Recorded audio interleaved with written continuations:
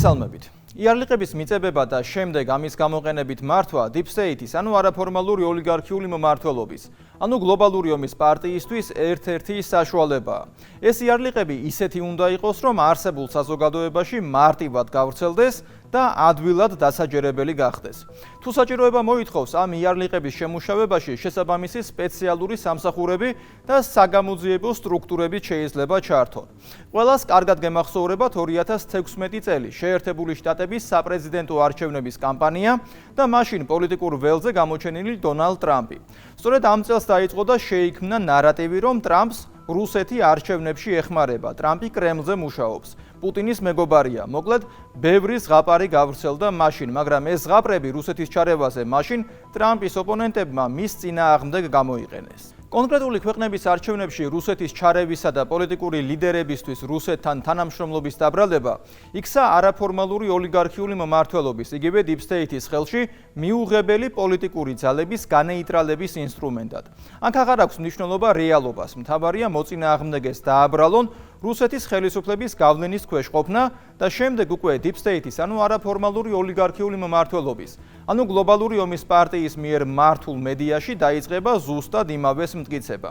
ასეთ მედია კამპანიასა და საინფორმაციო ომში იმარჯვებს არა ის, ვინც მართალია, არამედ ის, ვისაც უფრო მეტი ძალაუფლება. ამ შემთხვევაში მედია დაფარვა და მედია რესურსები აქვს. პოლიტიკურ დასავლეთში, ანუ შტატებსა და ევროკავშირში მეინსტრიმ მედიების აბსოლუტური უმრავლესობა Deep State-ის, ანუ გლობალური ომის პარტიის დიქტატს ემორჩილება და მის მიერ დაკვეთილ ნარატივებს ავრცელებს. მაგალითად, სლოვაკეთის პრემიერს რობერტ ფიცოს პრორუსობაში ადანაშაულებენ მხოლოდ იმიტომ, რომ ისევ სლოვაკეთის ინტერესებიდან გამომდინარე არ სურს ქვეყნის დაზიანება და საკუთარი ქვეყნის ენერგოუსაფრთხოების ხარჯზე სანქციების მე-18 პაკეტის დამტკიცება. იმავე მიდგომას ვხედავთ უნგრეთსა და პრემიერ ვიქტორ ორბანთან მიმართებითაც. ყოველ ჯერზე, როდესაც საუბარია უნგრეთის ინტერესების დაცვასა და სახელმწიფო ხედვის გატარებაზე, ვიქტორ ორბანსაც პრორუს უწოდებენ. შემდეგ იწყება მედიაში მათი გაშავება და ბოლოს ევროპული საზოგადოების უმრავლესობას აჯერებენ, რომ ფიცო და ორბანი კრემლის ნომრიანი აგენტები არიან. იგივე ხდება გერმანიაში, საფრანგეთსა და სხვა ქვეყნებში, ყველგან, სადაც რომელიმე პოლიტიკური პარტია სახელმწიფოებრივ ან ეროვნულ ხედვას დააფიქსირებს. გერმანიაში პარტიას ალტერნატივა გერმანიისთვის მუდმივად პრორუსობას აბრალებენ, მხოლოდ იმის გამო, რომ მათი ხედვა მეინსტრიმ პოლიტიკური პარტიებისა და არსებული პოლიტიკური ელიტის ხედვას ეწინააღმდეგება. საფრანგეთში ოპოზიციონერ მარინ ლეპენსაც მუდმივად პრორუსობაში ადანაშაულებენ, მხოლოდ იმის გამო, რომ ომის ნაცვლად დიპლომატიას უფრო მეტად უჭერს მხარს და სურს, რომ ორივე მხარისთვის მისაღები პირობებიდან გამომდინარე იყოს დიალოგი რუსეთთან. ასე არის სხვა შემთხვევებშიც.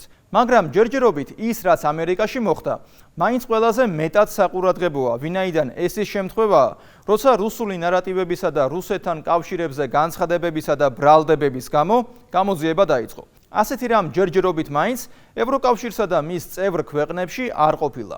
ამერიკასა და შტატებს რაც შეეხება, აქ გარკვეულწილად ტრაგიკომიკურად არის საქმე, ვინაიდან გამოძიება თავის თავზე გავიდა. შტატების ცენტრალური სადაზვერვო სააგენტოს და ფედერალური საგამოძიებო ბიუროს ყოფილი ხელმძღვანელების წინააღმდეგ სისხლის სამართლის გამოძიება მიმდინარეობს.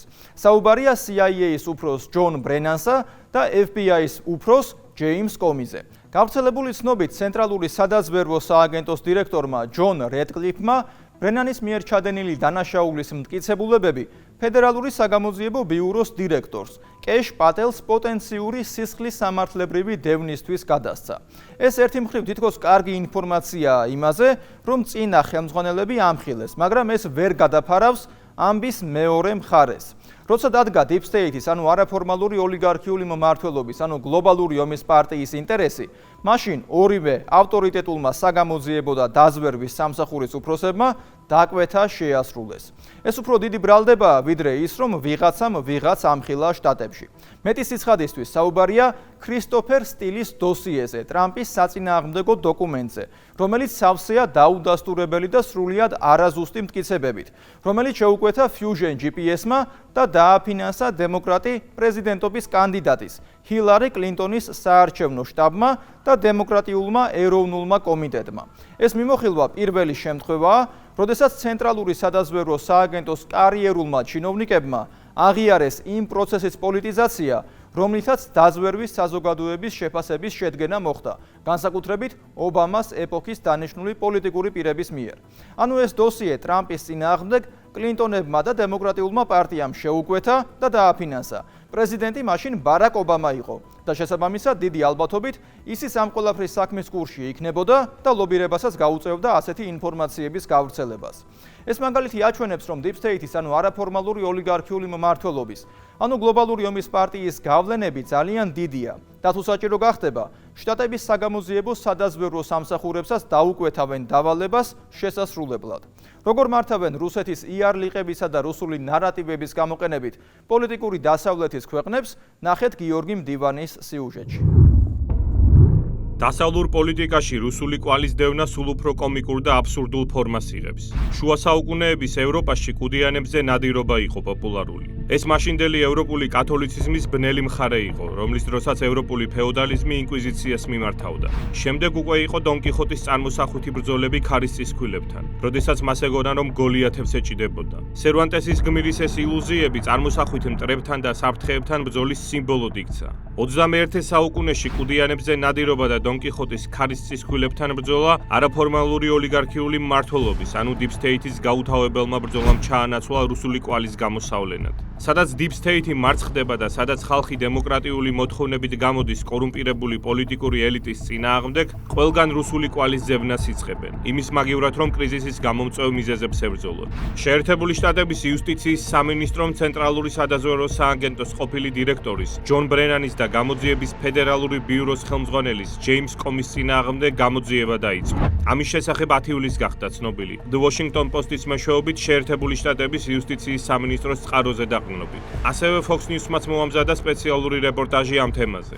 გამოძიების თემა კი ყველასთვის კარგად ნაცნობი და უხერხულობამდე გაცვეთილი. რუსეთის ჩარევა 2016 წლის შეერთებული შტატების საპრეზიდენტო არჩევნებში, როდესაც დონალდ ტრამპმა ჰილარი კლინტონი დაამარცხა. სწორედ იმ დროინდელ ამბებს უკავშირდება იუსტიციის სამინისტროს ახალი გამოძიება. ბრენანის წინააღმდეგ სისხლის სამართლის საქმის წარმოება 2016 წლის ჰიპოთეტურ რუსულ ჩარევას უკავშირდება შეერთებული შტატების საპრეზიდენტო არჩევნებში. CIA-ის ყოფილ დირექტორს შესაძლო კანონდარღვევებს ედავებიან, რაც ყალბიჩვენების მიცემას გულისხმობს კონგრესისთვის. დონალდ ტრამპის წინააღმდეგ მომზადებული საეჭვო რეპორტი, რაც რუსეთის ჩარევას გულისხმობდა შეერთებული შტატების საპრეზიდენტო არჩევნებში, დონალდ ტრამპის დისკრედიტაციის მიზნით წარმართული კამპანია იყო და ბრენანმა შესაძლოა განზრახი მოქმედა ტრამპის იმიჯის შესალახად. გლობალური ომის პარტიის, იგივე Deep State-ის დავალებით. ისინი ძალიან არაკეთილსინდისიერები არიან, საშიელად კორუმპირებულებიც. ალბათ მოუწევთ ამისთვის ფასის გადახდა. ჯერა რომ ისინი ნამდვილად ცუდი და უგზნეო ადამიანები არიან და რაც მოსახდენია მოხდება. ბრენანის და კომის წინააღმდეგ გამოძიება მას შემდეგ დაიწყო, რაც ცენტრალურმა სადაზვერვო სააგენტომ შიდა შემოწმების შედეგები გამოაქვეყნა, რაც სპეცსამსახურების ანგარიშს მიეძღვნა 2016 წელს რუსეთის ჩარევაზე ამერიკულ არჩევნებში. ის რეპორტი ამჟამინდელმა CIA-მ პოლიტიზირებულად მიიჩნია, სადაც ფაქტების სიმწირე შეინიშნებოდა იმ არგუმენტის გასამყარებლად, რომ რუსეთი ნამდვილად ერეოდა შეერთებული შტატების საპრეზიდენტო არჩევნებში. ცენტრალური სადაზვერვო სააგენტოს ახალ ანგარიშში ჯონ ბრენანის მიმართ ბევრ კრიტიკულ პასაჟს ვაწყდებით. ძირითადი არგუმენტი იმის სასარგებლოდ, რომ პუტინი ტრამპს გამარჯვებაში ეხმარებოდა, CIA-ის ერთი გასაიდუმლოებული რეპორტი გახდა. ბრენანმა ცენტრალურ სადაზვერვო სააგენტოში ამ ინფორმაციაზე წვდომა შეზღუდა. ეს ინფორმაცია ივლისში იყო შეგროვებული, მაგრამ CIA-ის პერიოდულ ანგარიშებში ეს ინფორმაცია 19 დეკემბრამდე არ ვრცელდებოდა.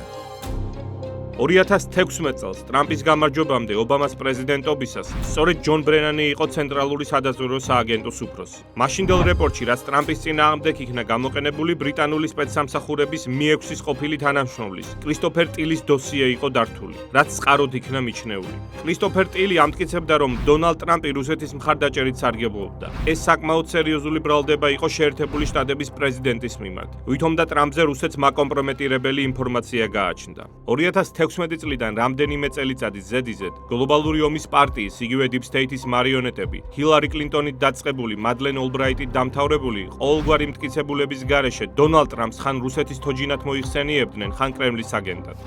მტკიცედ მიმაჩნია, რომ ტრამპის გამარჯვება საჩუქარია ვლადიმერ პუტინისთვის, რადგან ისინი საერთო ნავში იმყოფებიან. პუტინმა ამოიღო ძველი კგბ-შნიკური სახელმძღვანელო იმისთვის, თუ როგორ მოახდინოს ტრამპზე მანიპულაციები. right into it. Mr. Trump's ტრამპის მუდმივი მლიქვნელობა პუტინისადმი და ის ხარისხი თუ როგორაა მისი მრავალი პოლიტიკის მოდელირება და პუტინისადმი მიდგომები უპრეცედენტოა ამერიკული პოლიტიკისთვის. ამას მოყვა გლობალური deep state-ის მფლობელობაში არსებული მედია საშუალებების ამოქმედება ტრამპის საწინააღმდეგოდ. The Washington Post-ი მაგალითად ასეთი სათაურის მქონე სტატიებს აქვეყნებდა. 18 მიზეზი თუ რატომ შეიძლება ტრამპი რუსეთის აქტივი იყოს.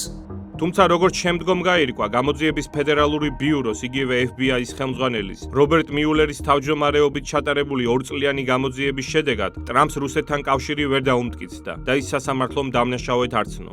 აღნიშნული გამოძიება დეტალურად იკვლევდა ტრამპის და მისი გუნდის წევრების კავშირებს კრემლთან, მაგრამ ვერც ერთი ბრალდება ამ მიმართულებით ვერ დადასტურდა. გამოდის, რომ ბრალდების ის კორიანტელი დონალდ ტრამპის მიმართ სრულიად დაუსაბუთებელი აღმოჩნდა. მე არასდროს მიმუშავია რუსეთისთვის და ეს პასუხი ყველაზე კარგად თქვენ მოგეხსენებათ. ჩემი რუსეთზე არ არსებული მუშაობა კი არა და სირცხვილია ასეთ კითხვას რომ მისვამთ, რადგან ეს ყველაფერი ძალიან დიდი ტყუილია. და ამ ყველაფრის შემდეგ ცრუ ბრალდების ავტორებმა და შემფრთხნელებმა შეიძლება კანონის წინაშე პასუხი აგონ. ამიტომაც არის ბრენანის და კომის წინააღმდეგ დაწყებული საქმე უპრეცედენტო. თუ ამერიკული სასამართლო სისტემა მათ დამნაშავედ აღიარებს, ეს იქნება პირველი შემთხვევა, როდესაც მაღალი თანამდებობის პირები ოფიციალურად ბრალდებულები იქნებიან რუსული საფრთხით განზრახ მანიპულირებით. ეს ხომ გლობალური ომის პარტიის, იგივე deep state-ის საყვარელი ტაქტიკაა. ყველაფრის რუსებისთვის დაბრალება და საკუთარ პასუხისმგებლობაზე უარის თქმა. თუ ბრენანს და კომის ბრალი დაუმტკიცდათ, ეს იმას ნიშნავს, რომ ამას დომინოს პრინციპის გაგრძელება ექნება. შეერთებული შტატების მსგავსად არაფორმალური ოლიგარქიული მმართველობა, ანუ გლობალური ომის პარტია, იგივე deep state-ი, ევროპის დაშინებას და იქ მიმდინარე საკუთარ კრახს ასევე რუსული ჩარევით ხსნის. ბრექსიტით დაწყებული რუმინეთის საპრეზიდენტო არჩევნებით დამთავრებული, ლონდონიდან კიშინიოვამდე ყველა გზა რუსეთთან მიდის. ევროკავშირის დანიშნული ბიუროკრატები მუდამ რუსეთზე აპელირებით ისეთ სურათს ქმნიან, რომ რუსეთი ყოვლის შემძლეა. მათ ნებისმიერ არჩევნებში საკუთარი კანდიდატის გამარჯვება ძალუძს. მაშინ რა გამოდის, რომ დასავლური პოლიტიკური სისტემა ასეთი უსუსურია? ძირითადი პრობლემების წყარო deep state-ის, ანუ გლობალური ომის პარტიის დამანგრეველი პოლიტიკაა, რამაც ევროპულ კონტინენტზე ეკონომიკური კრიზისი და მასების მასობრივი უკმაყოფილება გამოიწვია. 2017 წელს ნიდერლანდების საპარლამენტო არჩევნებში კონსერვატიულმა პარტიამ მეორე ადგილი დაიკავა. ეს მაშინ დიდი წარმატება იყო. რამდენიმე წელიწადში კი Geert Wilders-ის პარტია უკვე გამარჯვებული გახდება. როგორც კი ნიდერლანდებში სიტუაცია deep state-ის კონტროლიდან გავიდა და ხალხმა ევროკავშირის მიერ მხარდაჭერილი პარტიების საწინააღმდეგო დაიწყო ხმის მიცემა, მომენტალურად რუსული ჩარევის შესახებ დაიწყეს საუბარი. რა თქმა უნდა, უარგუმენტოდ. გადავინაცვლოთ საფრანგეთში, სადაც მარინ ლეპენი და მისი პარტია ეროვნული ფრონტი ბოლო მონაცემებით ყველაზე რეიტინგული პოლიტიკური პარტიაა. ლეპენის წინააღმდეგაც მსგავსი დისკრედიტაციის კამპანია ამოქმედდა. ის რუსეთის მიერ მართულ პოლიტიკოსად გამოაცხადეს, რა თქმა უნდა, მტკიცებულებების გარეშე. ლეპენს ვერაფერი საეჭვო ვერ აღმოუჩინეს. ერთადერთი რუსულ-ჩეხურ კომერციულ ბანკში აღებული სესხი იყო, რაც გამჭვირვალედ და კანონის სრული დაცვით იყო გაფორმებული. Madame Le Pen, vous avez contracté un prêt. თქვენ დამოკიდებული ხართ რუსულ ძალაზე და პუტინზე. 2015-ში თქვენ სესხი აიღეთ რუსული ბანკიდან. სხვა ლიდერებს არ ესაუბრებით, მხოლოდ რუს სპონსორებს. ეს პრობლემაა, მადამ ლეპენ.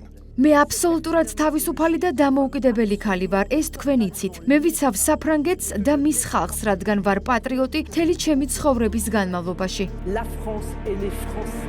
2024 წელი რუმინეთი არაფორმალური ოლიგარქიული მმართველობის, იგივე deep state-ის მიერ რუმინეთის არჩევნების მოპარვა და გამარჯვებული კანდიდატის კალინ ჯორჯესკუს შედეგების გაუქმება ასევე რუსული ჩარევის საბაბით გამართლდა. თუმცა, როგორც ბევრ სხვა შემთხვევაში, აქაც ვერანაირი მტკიცებულება რუსეთის მხრიდან არჩევნებზე ზემოქმედების თაობაზე ვერ წარმოადგინეს. რაც ცოტა მოგვიანებით რუმინულმა გამოძიებამ გაარკვია ოფიციალური ვერსიისგან რადიკალურად განსხვავდებოდა. კალინ ჯორჯესკუს სოციალურ ქსელ TikTok-ზე სარეკლამო კამპანიის გაუმჭვირვალობას და რუსეთის მხრიდან დაფინანსებას ედავებოდნენ. მაგრამ აღმოჩნდა, რომ ჯორჯესკუს სასარგებლოდ $100,000 არც მეტი არც ნაკლები ნაციონალ-ლიბერალურ სამთავრობო პარტიას გადაუხდია. ჩნდება კითხვა, რატომ? ეს სქემა იმისთვის იყო შექმნილი, რომ სხვა კონსერვატორი პოლიტიკოსის არჩევნებამდე სამთავრობო კანდიდატის მთავარი კონკურენტისთვის, ჯორჯ სიმეონისთვის წაერთვათ ხმები. ამისთვის კი ნაკლებად ცნობილი კანდიდატი ჯორჯესკუ გამოიყენეს. მოვლენები ისე წარიმართა, რომ ჯორჯესკუმ მოულოდნელად გაიმარჯვა. Deep State-ს კი რუმინეთის არჩევნების გასაუქმებლად ფორმალური საბაბი ჭირდებოდა. და ამ შემთხვევაშიც რა თქმა უნდა რუსული ჩარევის შესახებ გაცხადდა. 2024 წელი მოლდოვის საპრეზიდენტო არჩევნები. ქვეყნის ტერიტორიაზე ევროკრატების მარიონეტის მაია სანდუს მარცხი. მან წინასწარ ნიადაგის შემზადება დაიწყო, თუ საჩუქრად გამოგზავნილი ემიგრანტების ხმების ხვაობის აღმოსაფხრელად საკმარისი არ იქნებოდა. სანდუც მომენტალურად რუსული ჩარევის შესახებ ალაპარაკდა. მოლდოვამ როგორც დღეს, ისე ბოლო თვეებში ჩვენი ქვეყნის თავისუფლებასა და დემოკრატიაზე უპრეცედენტო თავდასხმა განიცადა. კრიმინალური ჯგუფები თავს დაესხნენ ჩვენს ქვეყანას ათეულობით მილიონი ევროთი პროპაგანდით, ყველაზე სამარცხვინო საშუალებების გამოყენებით, რათა ჩვენი მოქალაქეები ჩვენი ერი გაურკვევლობაში და არასტაბილურობაში ჩაფლონ. ჩვენ გვაქვს მტკიცებულებები და ინფორმაცია, რომ ეს დანაშაულებრივი ჯგუფები 300,000 ხმის ყიდვას აპირებდნენ. ეს არის უპრეცედენტო მასშტაბის თაღლითობა, მათი მიზანი დემოკრატიული პროცესებისთვის ძირის გამოთხრა, საზოგადოებაში შიშის და პანიკის გავრცელება იყო. არადა რუსეთის ტერიტორიაზე მცხოვრებ უდიდესი მოლდოურ დიასპორას, რაც რამდენიმე 100,000 ადამიანს ითვლის. მოლდოვის პრეზიდენტმა ხმის მიცემის უფლება არ მისცა. ისინი შეზღუდა. ის კი უტიფრად მაინც რუსულ კვალზე საუბრობდა. საბოლოო ჯამში დასავლეთიდან გამოგზავნილი ხმები მას გამარჯვების მოსაპოვებლად ეყო. წინააღმდეგ შემთხვევაში იქაც რუმინეთის მსგავსად გაუქმდებოდა შედეგები. და საბოლოოდ განმოვინაცვლოთ საქართველოში, სადაც დემოკრატიულად არჩეულ მთავრობას ყოველგვარი მტკიცებულების გარეშე არაფორმალური ოლიგარქიული მმართველობა, ანუ გლობალური deep state, მათი გავლენის აგენტები და მედია საშუალებები პრორუსულ მთავრობად მოიხსენიებენ. ხომ არ გეცნობათ ის სქემა, რომლის მიხედვითაც არასასურველი პოლიტიკური ძალის გაშავება ხდება. ეს უკვე მრავალჯერ ნაცადი მეთოდია. ევროკრატიის მიერ ნებისმიერი წარუმატებლობის დროს რუსეთის დადანაშაულება ნაწილობრივ სასაცილოც კი ხდება. რუსულ კვალზე აპელირება აღარაა ეფექტური. როგორც კონკრეტული მაგალითები გვიჩვენებს, რუსული ჩარევის საფრთხობელა გაცვდა და ევროპელებში აღარ მუშაობს. ანუ ევროგაერთიანების მოსახლეობას ამის აღარ სჯერა. ასევე ის პოლიტიკოსები და პარტიები, ვისი სახელის დისკრედიტაციასაც რუსეთთან კავშირებით ცდილობენ, ერთმანეთის მიყოლებით იმარჯვებენ არჩევნებში და მოსახლეობის დიდი მხარდაჭერით სარგებლობენ. დროა არაფორმალურმა ოლიგარქიულმა მმართველობამ, იგივე გლობალურმა deep state-მა ახალი საფრთხის ძიება დაიწყოს. თორემ რუსეთის თემით ხალხის აღტკინებას ვეღარ ახერხებს. იმ ფონზე, რომ deep state-ის, ანუ არაფორმალური ოლიგარქიული მმართველობის, ანუ გლობალური ომის პარტიის დაკვეთით, შტატებში სადაზვერვო საგამოძიებო სამსახურების დისკრედიტაცია მოხდა მხოლოდ იმის გამო, რომ დონალდ ტრამპისთვის პირველი ვადით პრეზიდენტობის დროს პრორუსობა დაებრალებინათ, ნამდვილად არაფერი არ უნდა გაგვიკვირდეს. მით უმეტეს არ უნდა გვიკვირდეს, რომ ბრიუსელის ბიუროკრატია და ევროკრატები საქართველოსა და ხელისუფლებას ასევე პრორუსობას აბრალებენ მხოლოდ იმის გამო, რომ აქ deep state-ის, ანუ არაფორმალური ოლიგარქიული მმართველობის, ანუ გლობალური ომის პარტიის დაკვეთების შესრულება არ ხდება და წინააღმდეგობა არსებობს. მე იოანე შაიშმელაშვილი ვარ. კვირაში 4 ჯერ 21 საათსა და 15 წუთზე. უყურეთ ევროკრატიას.